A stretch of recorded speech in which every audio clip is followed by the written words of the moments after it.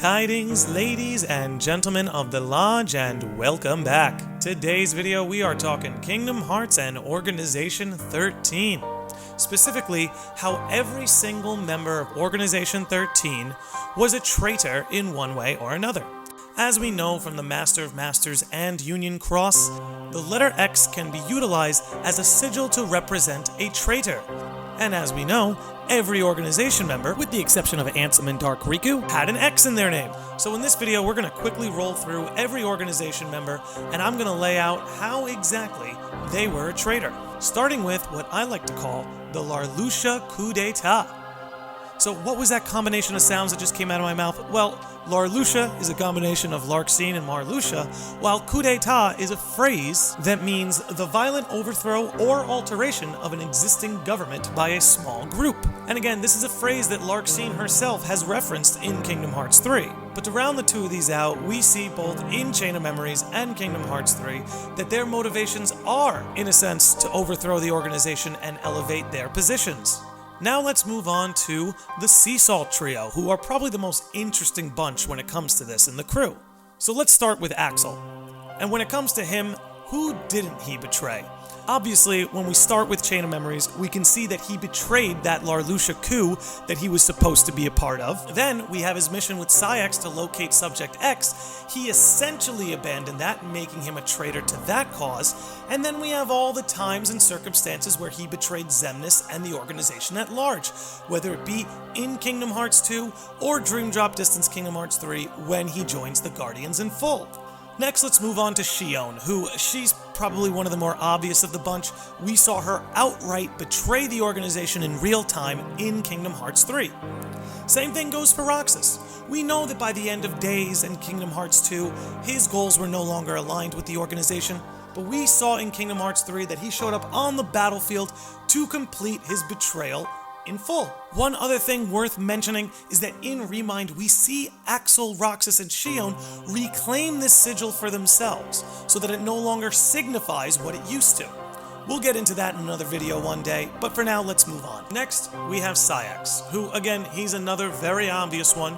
He had his own motivations in locating Subject X, and we do know that, at the end of the day, he was putting his motivations and goals way before the organization's. We see a lot of that on display in Kingdom Hearts 3 when he meets up with Axel on the Clock Tower, and the particular way he behaves in the Keyblade Graveyard.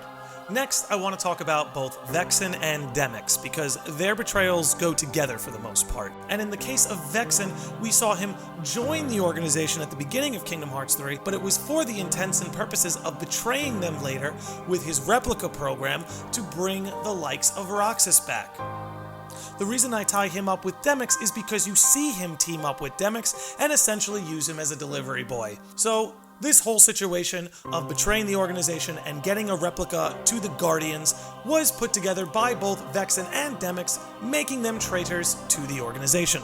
Next, I suppose we could talk about Xigbar, and honestly, do I even need to talk about Xigbar, or again, as I should say, Luxu? In fact, doesn't even matter what his name is, the sigil's still there. We saw outright that Xigbar the entire time was essentially using Xehanort as a scapegoat for him and or the Master's grander plan. That and, his entire history as Luxu. But moving on, now let's talk about Luxord. Luxord's probably my favorite traitor because he really held on to it till the very end, but very simply, Luxord's betrayal more than likely can be referenced to the scene where he throws Sora the wild card. Obviously, he's at a point where he's not interested in helping the organization, but rather extended some help towards Sora and the Guardians. Next, I want to talk about Xaldin, Latius, and Zexion. As we know, the whole debacle where Apprentice Xehanort stole Ansem's name, research, and his entire crew. Even though this betrayal essentially came from their nobodies, Xaldin, Latius, and Zexion all betrayed Ansem the Wise. So even though they may not have necessarily betrayed the organization itself, them betraying Ansem the Wise fits the bill to label them as traitors. Now for the fun part where we get to talk about all the Xehanorts. Let's start with Xemnas. Xemnas is going to be a pretty easy one for us to mark off. As we know, he misled the organization members time and time again. for his own means and his own wants and his own desires. Xemnas never had the organization members' best interest in mind, and to his credit, he finds some remorse for that in his final moments. Now I suppose we could talk about Master Xehanort himself, which, again, very easy one.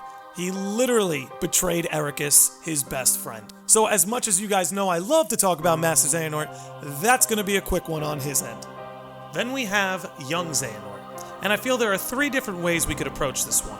On one hand, we could lump him in with Master Xehanort and his betrayal.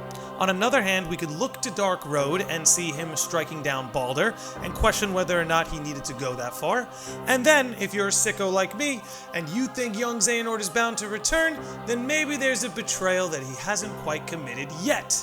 But anyway, and then we have Ansem, who, as we know, comes from Apprentice Xehanort, stealing Ansem the Wise's name, and right then and there is your betrayal.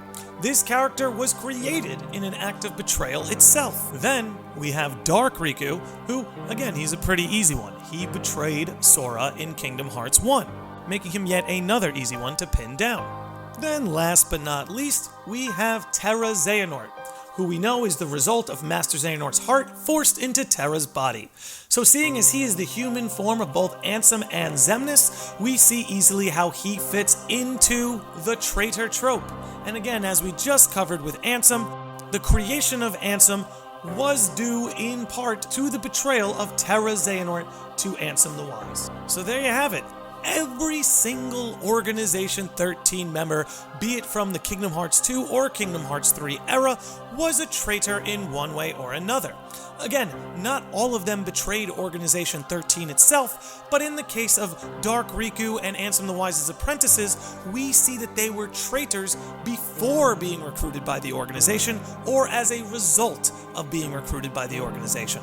But anyway, that is just gonna about do it for us here today. Thank you all for tuning in so much, and let me know what you think about all of these organization members.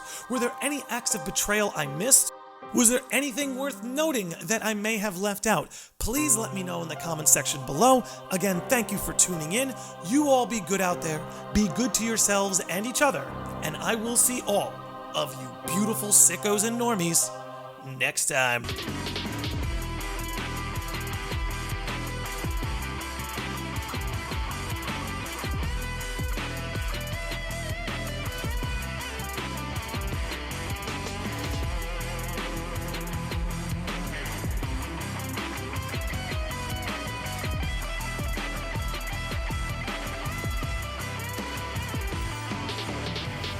May your heart be your guiding key.